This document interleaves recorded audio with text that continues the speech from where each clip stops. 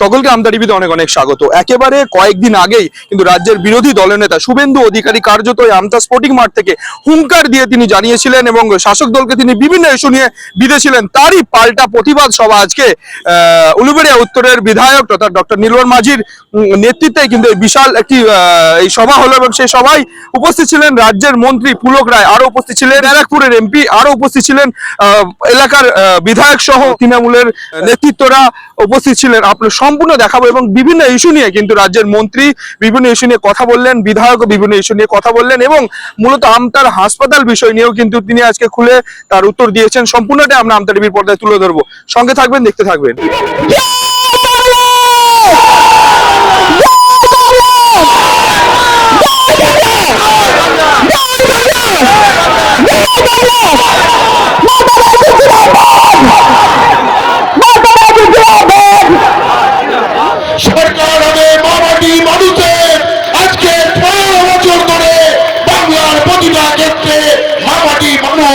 উপকৃত হয়েছে বাংলার প্রকৃত কেটে যাওয়া মানুষ। আর একদিকে 11 বছরের কেন্দ্রীয় সরকার, আমি আমাদের ভারতীয় জনতা পার্টির নেতৃবর্গকে এই মঞ্চ থেকে দাবি জানাচ্ছি, আমি ব্যক্তিগত কুৎসা হিংসায় পছন্দ করি না। 11 বছরে এই বাংলায় আপনারা কি করেছেন পরিসংখ্যান চাইব না। আমি বলবো আমতা বাংলা নেটওয়ার্ক আপনাদের জমানায় কতটা গিয়েছে মানুষের কাছে, আপনারা আমার মঞ্চ করে তথ্য পরিসংখ্যান তুলে দেন। এখানে শুভেন্দু বলে গেল আমি নাকি মমতা ব্যানার্জির ছোটি চাটা কুকুর, আর বলল অভিষেকের আলসেসিয়ান আর গোল্ডেন রিট্রিভার তাকে নাকি ডায়ালিসিস করতে গেছিলাম ফ্রিতে। সেই তত্ত্ব খারিজ করে দিচ্ছে হাইকোর্টের প্রধান বিচারপতি মঞ্জুলা চেল্লোর 2010। লকের কৃপা আদালতে গিয়েছিল, 82 শিক্ষার চট খেয়েছে। প্রধান বিচারপতি বলেছেন আমার এজলাসের পবিত্রতা নষ্ট করবেন না। কেন 20 লাখ টাকা করে ছবি না আপনাদের হবে না বলে পালিয়েছে। সেই তত্ত্ব আর বলেছে কুকথা, আমি নাকি বিএনএলকে কুকথা বলেছি। হ্যাঁ, এক কোটিবার কুকথা বলবো। দিদিকে জানিয়ে এসছি আমি স্ট্যান্ডিং কমিটি হেলথের চেয়ারম্যান হিসেবে রাজ্যের সমস্ত হাসপাতাল ঘুরি, দিদির পাহারাদার হিসেবে।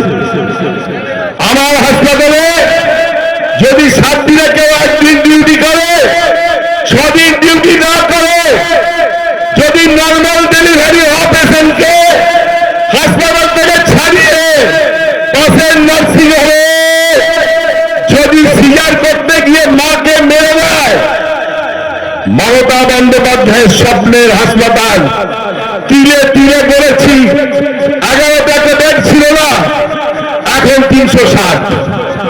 এখানে চক্রান্ত সিপিএম এর নেতা, আইএসএফ এর নেতা, বিজেপির নেতা, কংগ্রেসের নেতা সবাই বিএমএইচ এর ঘরে গোপন মিটিং করে, আর ওদিকে গদ্দার একটা সে এসে মাঝে মধ্যে কুপরামর্শ দেয়।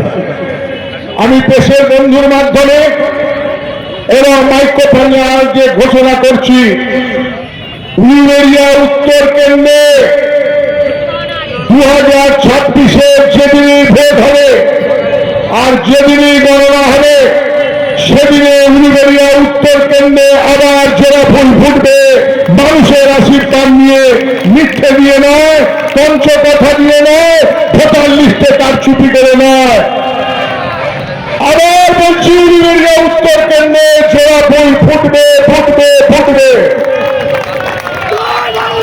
হাওড়া গ্রামীণ সাংগঠনিক জেলা 8খানা বিধানসভা সিট, উদয়নারায়ণপুরে জোড়া ফুল ফুটবে, আমতাতে জোড়া ফুল ফুটবে, বাগনানে জোড়া ফুল ফুটবে, শামপুরে জোড়া